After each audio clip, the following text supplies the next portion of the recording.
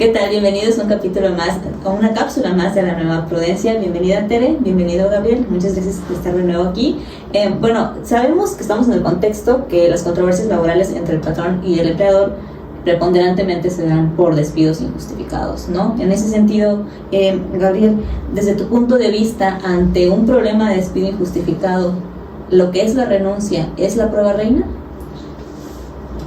Hola, Katia, hola Tere, y bueno, tu pregunta es muy puntual con respecto cuando se dan los despidos injustificados. Por lo general, los trabajadores niegan el despido a menos que se tenga una renuncia o un convenio.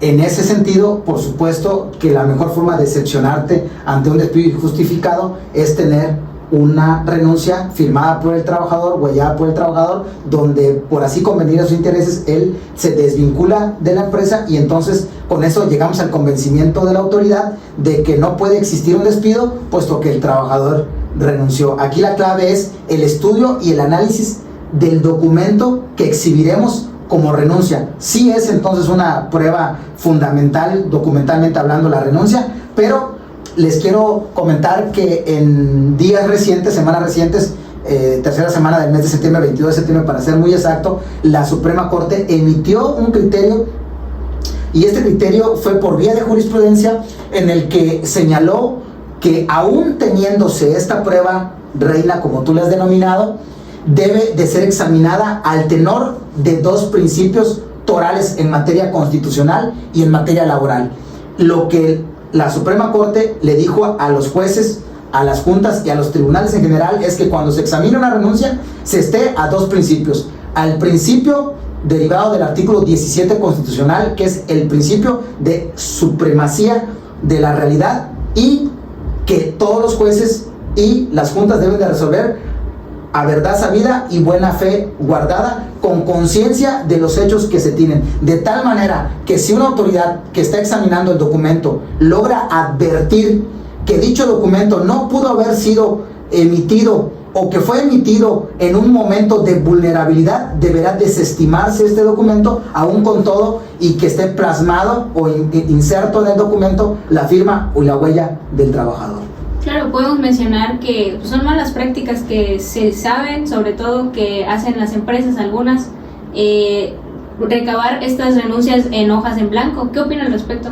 Bueno, esto es una mala práctica, pero además es una práctica que en algunas entidades federativas ya está sancionada como un hecho que presume un delito. Sin embargo, aún estos documentos en un juicio se puede llegar a la verdad del documento de acuerdo con el papel, se puede analizar, hay peritos, la ciencia nos permite llegar al conocimiento de la antigüedad del documento, si la tinta es reciente o es de tiempo atrás, y con estos documentos se puede llegar a que una renuncia fue firmada o fue sacada con antelación a la fecha en la que se presume que esta fue ofrecida, ¿no? Y ahorita nos hablabas de una jurisprudencia que salió, que se pronuncia al respecto, ¿no? Y nos acabas de mencionar algunos aspectos que se van a evaluar en forma de peritaje. Pero hay algunos otros aspectos que los tribunales van a evaluar, o características que van a evaluar sobre la renuncia que se presente como evidencia. Yo creo que lo que los tribunales hacen o deberían de hacer algunos es verificar que efectivamente en el contexto en el que se plantea la renuncia, esta materialmente pudo haber sido posible. Un documento firmado por una persona que sea un obrero con un conocimiento de las normas, de las leyes y con poca preparación académica, donde te dice que no existió renuncia de derechos de mi parte y habla en un lenguaje que es totalmente técnico, difícilmente podrá vincularse a que esa persona comprendía la totalidad de lo que estaba firmando. ¿Cuál es la recomendación? Bueno, lo que su servidor recomienda, y es a título personal, es que cuando un trabajador venga, porque así ocurre, y ofrezca una renuncia, que lo haga en la amplitud en el que él se sienta mucho más cómodo. Es decir, con las palabras que él exprese que ya no quiere estar trabajando con nosotros, lo documente en una hoja con una pluma, y que él de su puño y letra así lo establezca, y diga: yo, Gabriel Abarca, he decidido por cuestiones personales que ya no puedo trabajar más, o que ya no trabajaré más, y entonces renuncio al puesto que yo venía elaborando para la empresa fulana de tal. Lo firma y lo huella, y este documento, por muy sencillo que parezca, tiene los elementos de existencia y de validez para que al momento que se analice y se examine, se le pueda dar la totalidad, plenitud de que efectivamente no fue un despido injustificado y que el trabajador sí era su deseo terminar la relación de manera unilateral a través de la renuncia, ¿no? Ok, entonces ya estaremos hablando de que va a haber veracidad en el documento, ¿no? Sí. Una recomendación más que yo hago es que empecemos a migrar de dejar las renuncias a pasar a convenios.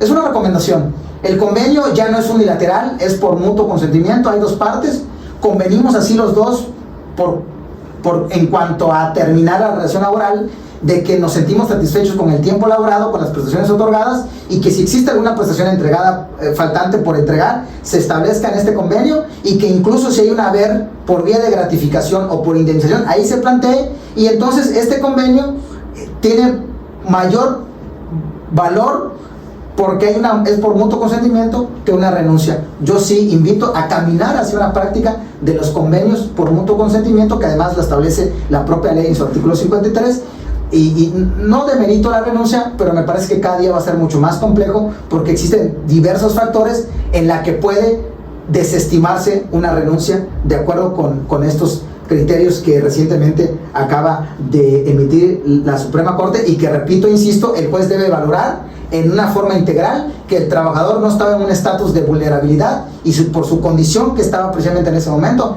tal vez él nunca tuvo la intención de firmar el documento que se está exhibiendo por vía de renuncia, ¿no?